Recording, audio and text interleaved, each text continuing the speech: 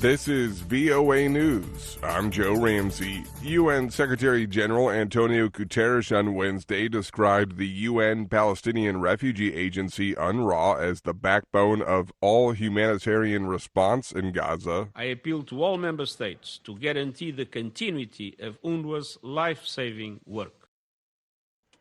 The United States is the biggest donor but has temporarily paused its funding, along with several other countries, after Israel accused some agency staff of taking part in the October 7th attack by Hamas militants. The accusations became public on Friday when UNRWA announced it had fired some staff after Israel provided the agency with information. South Africa's foreign minister said on Wednesday Israel has ignored the ruling by the UN's top court last week by killing hundreds more civilians in a matter of days in Gaza. Hamas is a U.S.-designated terrorist group. The U.S. has decided who was responsible for the drone strike that killed 3 American soldiers in Jordan. AP correspondent Sagar Magani reports. It wasn't one group. This was done by the umbrella group called the Islamic Resistance in Iraq, which National Security Council spokesman John Kirby says U.S. intelligence believes planned, resourced, and facilitated the attack. The umbrella group also includes the militant group Kataib Hezbollah. Kirby says President Biden's still weighing options for what comes next. He's made his decision. There will be a response. Iran is threatening its own decisive response to any U.S. attack on the Islamic Republic after the Biden administration said it holds Tehran in part responsible for the strike for backing the militias. Sagar Magani, Washington. The 3 soldiers were the first Americans killed in action this year. This is VOA News.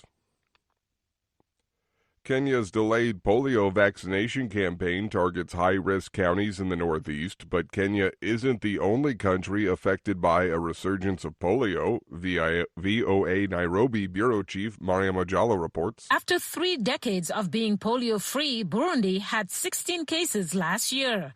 And as of August 2023, 187 confirmed cases of circulating variant poliovirus have been reported in 21 countries in the African region, according to the World Health Organization. Polio is a highly infectious and debilitating disease that affects children under 5, causing permanent paralysis. It can also cause death in 2 to 10% of those paralyzed, according to WHO. Mariama Diallo, VOA News, Nairobi. Former Pakistani Prime Minister Imran Khan has been found guilty of corruption and sentenced to 14 years. Wednesday's ruling was yet another blow to the imprisoned populist leader's days before his political movement attempts a return to power in parliamentary elections. It was his second conviction in as many days, and the harshest yet, and was the latest episode in the long-running battle between the powerful military and civilian leaders in the troubled Western ally. U.S. senators grilled the leaders of the world's biggest social media and messaging firms on Wednesday in a hearing focused on efforts to better protect children on their platforms from sexual exploitation.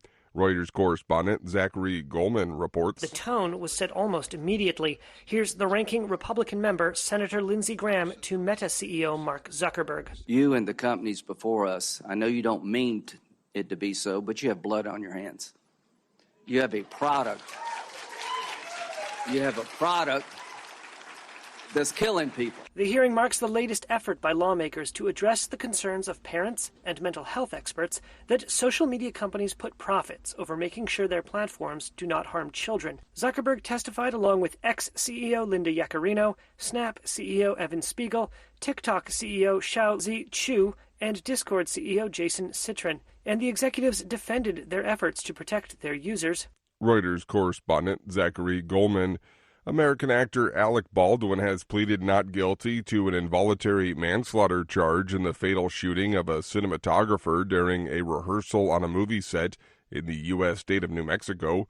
Baldwin's plea was made public Wednesday, a day before he is scheduled to be arraigned remotely over video conference. Baldwin claims he pulled back the hammer but not the trigger, and the gun fired. I'm Joe Ramsey.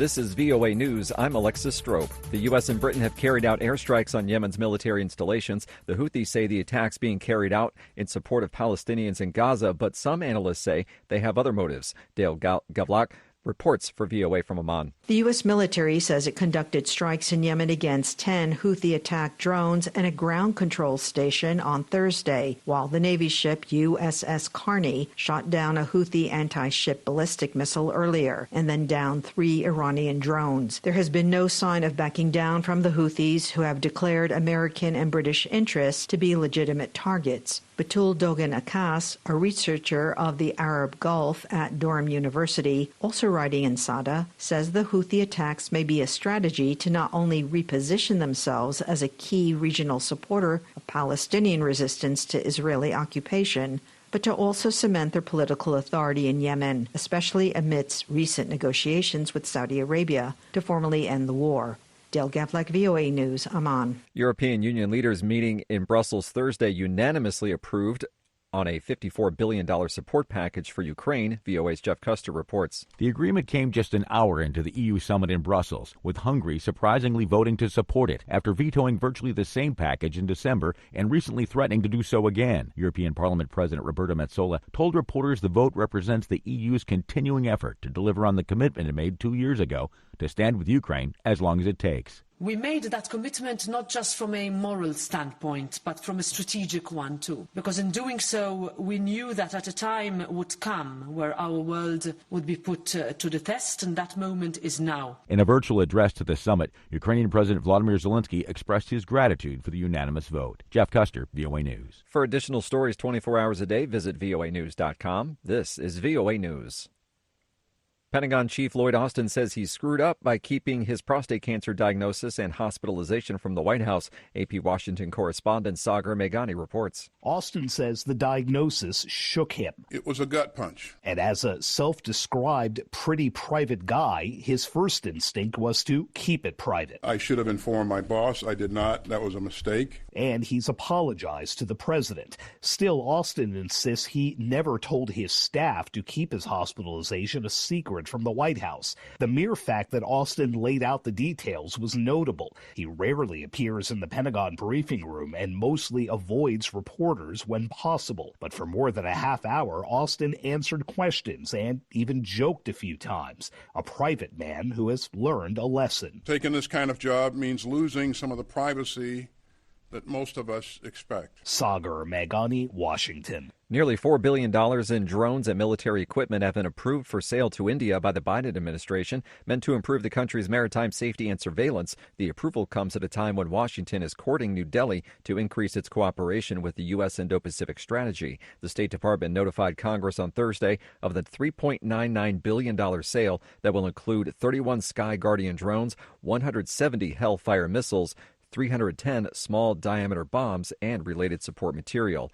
10 Oregon Republican senators who staged a long walkout won't be able to run for re-election, according to a higher court. AP correspondent Haya Panjawani reports. The state Supreme Court said that the GOP senators who walked out to stall the legislature last year can't run for office again.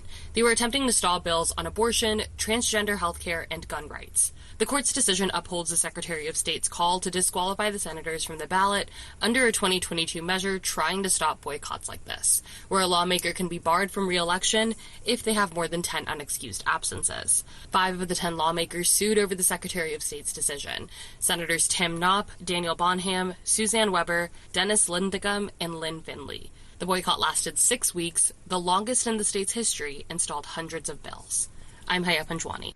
Officials in South Sudan say residents of a swampy area battled with cattle herders who moved in looking for water and pasture during the dry season, and at least 38 people were killed and 52 suffered gunshot wounds. The fighting started Wednesday and tensions remained high Thursday night. An official in Warrap State says the fighting took place in Alor, which is in Lake State, and borders both Warrap and the United States. A Lake State police spokesman says the young herders from Warrap migrated to the Alor area with their cattle 2 weeks ago and began burning brush and the temporary shelters of residents. He says the herders were looking for pasture and water for their animals.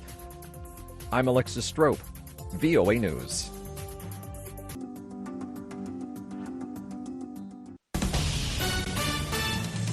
This is VOA News. I'm Alexis Strope. The U.S. response to the killings of 3 American soldiers in Jordan has started. AP Washington correspondent Sagar Meghani reports. Hours after President Biden watched in Delaware as the soldiers' remains arrived on U.S. soil, he says America has started striking back for the attack, hitting targets in Iraq and Syria used by Iran and affiliated militants to attack U.S. forces. Central Command says it's hit more than 80 targets, including command and control centers, missiles, and rockets. In a written statement, the president says the response will continue. And while the U.S. does not see conflict in the Middle East, quote, let all those who might seek to do us harm know this. If you harm an American, we will respond. Sagar Meghani, Washington. A fire caused by a gas explosion late Thursday evening in Kenya's capital, Nairobi, killed at least 3 people and injured more than 280. VOA's Nairobi bureau chief, Mariama Diallo, reports. Firefighters battled the fierce blaze. A flying gas cylinder had set off the fire that burned down the Oriental Godown, a warehouse that deals with garments and textiles. Other vehicles and businesses were damaged by the inferno too, that started around 11:30 p.m. on Thursday night. A government spokesman says many residents were likely inside when the fire reached their homes in the Nairobi neighborhood of Embakasi. At daybreak, the shell of the vehicle believed to have started the explosion was lying on its side. I'm Charles de Ledesma. Yemen's Iran-allied Houthi movement said on Friday it fired ballistic missiles at targets in the Israeli city of Eilat and threatened to keep up military operations until Israel ended its offensive in Gaza. For additional stories, visit voanews.com. This is VOA News.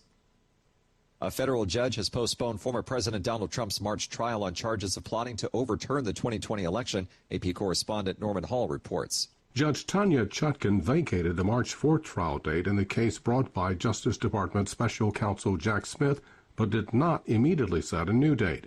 That creates an opening for a separate case in New York charging Trump in connection with hush money payments to a porn actor to proceed first. Meanwhile, a federal appeals court has yet to resolve a pending appeal from Trump, arguing that he is immune from prosecution for actions he took in the White House. It's not clear when the 3-judge panel might rule, but a ruling in favor of prosecutors that permits the case to move forward is expected to be appealed by the Trump team, likely resulting in additional delays. Norman Hall, Washington. The 2 16-year-old convicted killers of a transgender teenager in northwest England nearly a year ago have been given minimum sentences of 20 and 22 years. Justice Amanda Yip lifted the reporting restrictions on naming the murderers of 16-year-old Brianna Gay. They were identified as at Manchester Crown Court on Friday as Scarlett Jenkinson and Eddie Ratcliffe. The horrific murder shocked the nation. Gay was stabbed with a hunting knife 28 times in her head, neck, chest, and back in broad daylight after being lured to a park in the town of Warrington on February 11, 2023.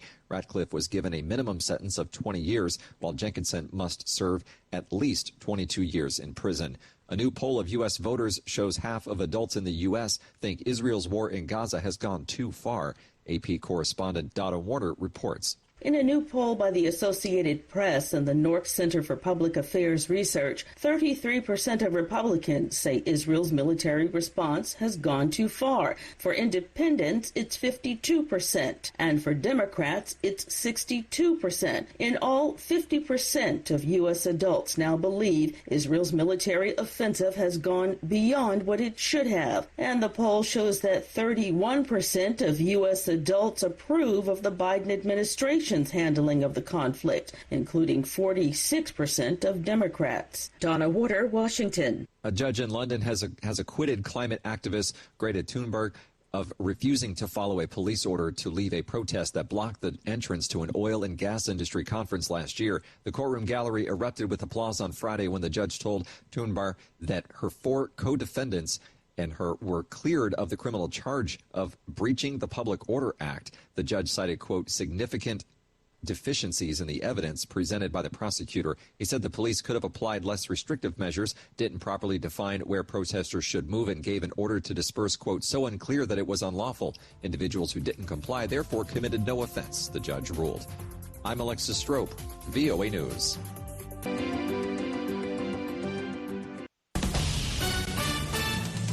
This is VOA News. I'm Alexis Strope. The United States and Britain struck 36 Houthi sites in Yemen in a second wave of assaults meant to further disable Iran-backed groups in the region. The groups have relentlessly attacked American and international interests in the wake of the Israel-Hamas war. Defense Secretary Lloyd Austin says the military action, quote, sends a clear message to the Houthis that they will continue to bear further consequences if they do not end their illegal attacks on international shipping and naval vessels. The latest strikes follow an air assault in Iraq and Syria on Friday. The Houthi targets were in 13 different locations and were struck by U.S. Fa-18 fighter jets and Tomahawk missiles fired from the Red Sea. The U.S. designates the Houthi rebels as a specially designated global terrorist group. The U.S. struck 85 targets in Iraq and Syria on Friday in response to drone attacks in Jordan that killed 3 U.S. soldiers. Officials in Iraq, Iran, and Russia are responding to the strikes. VOA's Edward Uranian has more. Iraqi state TV reported that government spokesman Bassem al-Awadi denied U.S. reports it had consulted with the Iraqi government before the U.S. strikes, claiming the U.S. was trying to mislead world opinion, adding that the U.S. attacks put Iraq on the brink of a precipice. Iran, which supports the militia forces targeted by the U.S., called the attacks a violation of Syrian and Iraqi sovereignty and their territorial integrity. Iranian Foreign Ministry spokesperson Nasser Kanani termed the U.S. attacks a serious strategic mistake. Russia, which is an ally of both Syria and Iran, accused the U.S. of sowing chaos and destruction in the Middle East. Edward Uranian from VOA. For additional stories 24 hours a day, visit voanews.com. This is VOA News. Officials in Chile report Saturday intense forest fires burning around a populous area of central Chile have left at least 19 people dead and destroyed about 1,100 homes. VOA's Jeff Custer reports. Chile's Interior Minister Carolyn Toja said Saturday there were 92 forest fires burning in the center and south of the country, where temperatures have been unusually high this week. The deadliest of the fires were occurring in the region of Valparaiso, where authorities urged people not to leave their homes so fire trucks, ambulances, and other emergency vehicles could transit with greater ease. Toja did not offer any details about the 19 people killed. She said the 2 fires near Quilpé and Bielmana had burned through at least 8,000 hectares since Friday. The El Nino weather pattern had caused droughts and hotter than usual temperatures along the west of South America this year, increasing the risk of forest fires. Jeff Custer, VOA News. Kenya's president says corruption and officials' incompetence allowed a liquid petroleum plant to operate in one of Nairobi's most crowded residential neighborhoods, where its explosion and fire killed 3 people and injured more than 280 others. President William Ruto says the officials who gave licenses to the plant must be dismissed and prosecuted. The National Environment Management Authority Board says in a statement it has suspended 4 officials and asked police to investigate them. Police say they are looking for the plant's owners. Transgender people are marginalized in Pakistan, as in many places. As the country goes to polls next week, 3 transgender people are on the ballot for provincial and national assemblies. Rights activist Nayab Ali is among them, running for a National Assembly seat from the nation's capital, Islamabad. VOA's Pakistan Bureau Chief Sarah Zaman met Ali on the campaign trail. Out of 5,000 candidates for the National Assembly's 266 general seats, Ali is the only transgender person. Society has seen transgender people begging for money, doing sex work, dancing at weddings, blessing babies. They have not seen a transgender politician or professor or lecturer. Her campaign, run by a bunch of her transgender friends, barely has any funds. Ali knows winning won't be easy. But for her, victory is not just at the ballot box. I'm seeing this campaign as an awareness campaign. I might not win, but people will definitely realize that transgender people are human beings and have the same rights as others. Sarah Zaman, VOA News, Islamabad. Tourists have barely started trickling back into the Mexican resort of Acapulco, but the gangland killings on the beach have already returned. At least 3 people were shot to death on the beach in Acapulco last weekend. One of them was killed by gunmen who arrived and escaped aboard a boat. The violence continues despite the presence of about 10,000 soldiers and National Guard officers deployed after Acapulco was hit by Category 5 Hurricane Otis in late October. For additional stories, visit voanews.com. I'm Alexis Strope, VOA News.